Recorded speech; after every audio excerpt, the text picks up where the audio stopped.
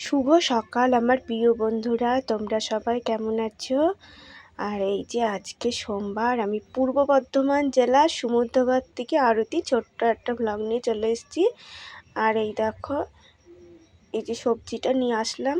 তো আমার শরীরটা, দিদিভাই কমেন্ট করেছে যে কেমন আছে, শরীরটা সেরকম ঠিক হয়নি, হয়তো একটু ভালো হচ্ছে আবার খারাপ। তো এই যে বিকালের দিক থেকে শরীরটা, দুপুরের পরে তো খুব খারাপ লাগে, আমি রান্না করতে পারি না যেন, দুপুরবেলা এত খারাপ লাগে। তো ওষুধ খাচ্ছি, কিন্তু ডাক্তারটা দেখাতে পারছি না, যে ডাক্তার দেখিয়ে যে শরীরটা ঠিক করব। মানে এখন এমন অবস্থা না, ডাক্তার দেখাতে গেলেও এখন 300-400 টাকা লাগবে আমার, সেই ইয়েটা আমার, ওই জন্য ডাক্তারটাও এখন দেখাতে পারছি না, হাতের অবস্থাটা খুবই খারাপ এখন। তো ওষুধ খাচ্ছি, আর এই ভালো এই খারাপ। তো এখন মোটামুটি ভালো লাগছে।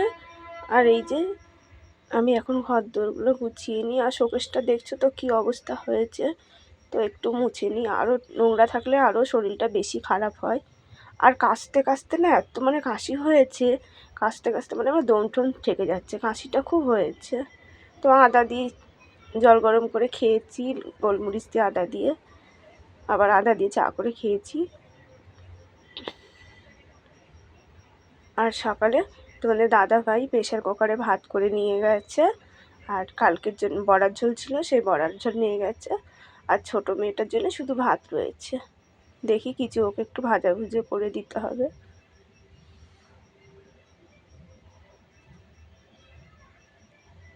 আর এই দেখো শোকেসটা তুমি দেখেছো কেমন জং ধরে গেছে, হাতটা আমার কেটে গেল শোকেস পরিষ্কার করতে গেলে টিনে লেগে। আর এই যে ওপরেরটা গোছানো হয়ে গেছে, এখন এই যে নিচেরটা আমি পরিষ্কার করব। আর এই যে ছোটো মেয়ে পাঁপড় নিয়ে আসতে বললাম, 5 টাকা দিলাম, তো পাঁপড় নিয়ে আসলো, দিয়ে ওই ভেজে নিচ্ছে, দিয়ে ও ভাত খাবে, ভেজে নিচ্ছে। আর সবজির দাম কি জানো, 100টা টাকা ছুঁয়ে গেছে। তো আলুই নিল, 1 কেজি আলু নিল 14 টাকা, 40 টাকা। আর এই 70 টাকা সবজি নিয়ে আসলাম, কি সবজি নিয়ে আসলাম, 70 টাকা লাউ শাক, 100 ছিম, একটা বেগুন, আর 5 টাকা ধনে পাতা, তাই 70 টাকা হয়ে গেল। আর এই যে আমি স্নান টান করে নিলাম, আর ঘর দোর মুছে কুছে নিয়েছি। আর এই দেখো সবজিগুলো এখন আমি বানাবো।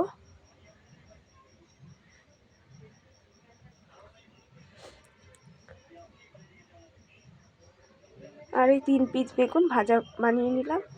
তো আজকে শনিবার, তো আজকে নিরামিষ, তাই ভাবছি কি ছিম দিয়ে মুগ ডাল করবো। তো মটর ডাল নেই ঘরে, ডাল ডুল নেই, মুগ ডালটা আছে, একটু অল্প কটা মুসুরির ডাল আছে। তো মটর ডাল দিয়ে সিম দিয়ে ভালো লাগে। আর রানলেই বা কী, ঠিক মতন খেতেই পাচ্ছি না।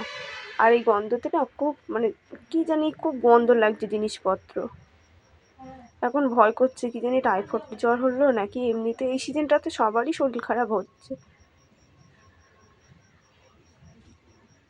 আর এই যে সবজিগুলো বানানো হয়ে গেছে, চিন কাগজে ভরে দিই, তো মেয়ে গিয়ে ফেলে দিয়ে আসবে না, গরুর ডাবায় দিয়ে আসলে গরু খেতে পারবে না। আর এরপর সবজিগুলো আমি ধুয়ে নিয়ে আসবো, এটাই করে কলপারে গিয়ে গামলায় করে ধুয়ে নিয়ে আসবো। আর বাসনগুলো দেখেছো ধুয়ে রেখেছি, তোলা হয়নি, দেখি মেয়েকে বলি তুলে দিতে বাসনগুলো, কেন আমার খুব কষ্ট হচ্ছে কাজ করতে। আর এই যে সবজিগুলো নিয়ে এসেছি, তো আগে আমি লাউ শাকটা ধুয়ে নিয়ে যাই, তারপরে ওদিকে বেগুন ভাজা, ধনে পাতা রয়েছে, ওইগুলো পরে নিয়ে আসবো। বেগুন বানানো রয়েছে ভাজার জন্য।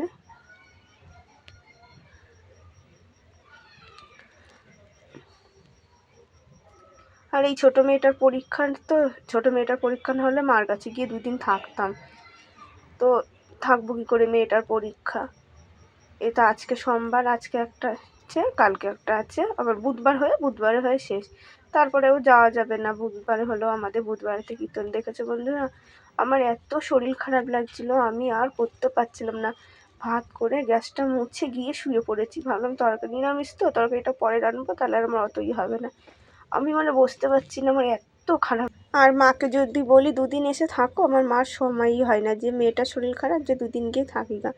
আর কেমন আকাশটা মেঘলা মেঘলা, আর একটু ঘুমাবো, তো ঘুম হলো না। দেখি তোমাদের দাদা ভাই আসলো, তো ভাত খাবে না, জোর করে কটা ভাত দিলাম। আর এই যে একটু সদা আনতে পাঠিয়েছি। আর এই দেখো না, ডাল ডুল ছিল না, তো চিনি এনেছে 500, আর এই যে 200 মটরের ডাল, একটা 5 ফোড়নের প্যাকেট, আর 500 মুসুরির ডাল। আর এই দেখো মুগ ডাল নিয়ে এসছে আর ছোলার ডাল নিয়ে এসছে, এই কটা বাজার আজকে নিয়ে আসা হলো। তো একটু একটু করে না নিয়ে আসলেও না হবে না, পয়সা নিয়ে আসলে এদিক ওদিক দিয়ে খরচা হয়ে যায়। আর এই যে ঘরে ডাল ডুল না থাকলেও চলে না।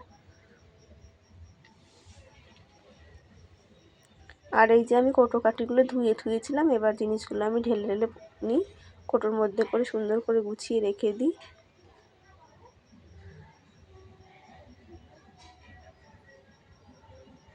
তো বন্ধুরা আমি কয়দিন ধরে ভয়েস ঠিক মতন দিতে পারছি না, কেন আমার কথা বলতে খুবই কষ্ট হয়ে যাচ্ছে। আর মানে ঠান্ডার ইয়েটা খুব বেড়েছে, আমার কষ্ট হচ্ছে কথা বলতে, ওই জন্য আমি ঠিক মতন ভিডিওটা দিতেও পারছি না, আমি ভিডিওটা করতে পারছি না।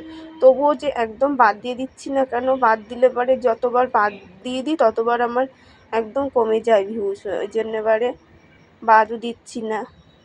তো বন্ধুরা আমার পাশে থেকো, তোমরা আমাকে সাপোর্ট করো একটু, যে তোমরা যদি সাপোর্ট করো তাহলে আমার মেয়ে দুটোকে আমি একটু লেখাপড়া শেখাতে পারবো। এই জন্যই যে আমি নিজে যেইটা পাইনি, আমি সত্যি লেখাপড়া সেরকম শিখতে পারিনি একদম না, খুব কষ্ট করে মানুষ হয়েছি জানো বন্ধুরা। আমার মতন আমার জীবনের কথা শুনলে তোমরাও চোখ দিয়ে জল বেরিয়ে যাবে, আমি যত কষ্ট করে মানুষ হয়েছি।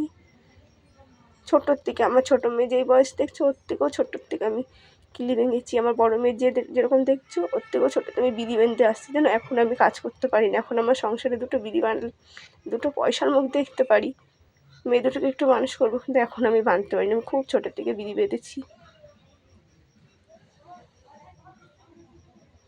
তো আমার কপালটাই কষ্ট, আমি যেখানে যাই আমার কপালেই কষ্ট।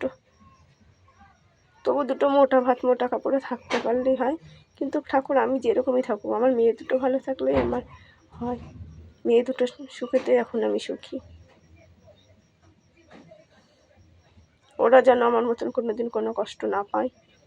আর এই দেখো কোটো কাঠিগুলোর মধ্যে ডাল ডুল ভরা হয়ে গেছে, এখন আমি শোকেসের মধ্যে সাজিয়ে রেখে দিই। তো শুভরাত্রি বন্ধুরা, ভিডিওটা শেষ করলাম, অবশ্যই তোমরা প্রতিদিন দেখো আর আমাকে সাপোর্ট করো, তোমরা সাপোর্ট করছো, তোমরা পাশে না থাকলে আমি এত দূর এগোতে পারতাম না। আর যাদের যাদের সাবস্ক্রাইব করা নেই অবশ্যই সাবস্ক্রাইব করো, আর একটা লাইক করে কমেন্ট করে জানিও কেমন হয়েছে।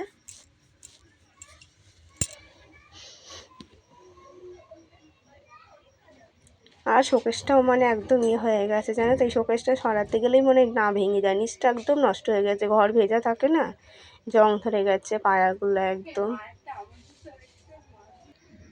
আর এই চায়ের চামচটা বাইরে পড়ে রয়েছে, আবার কোটোর মধ্যে ঢুকিয়ে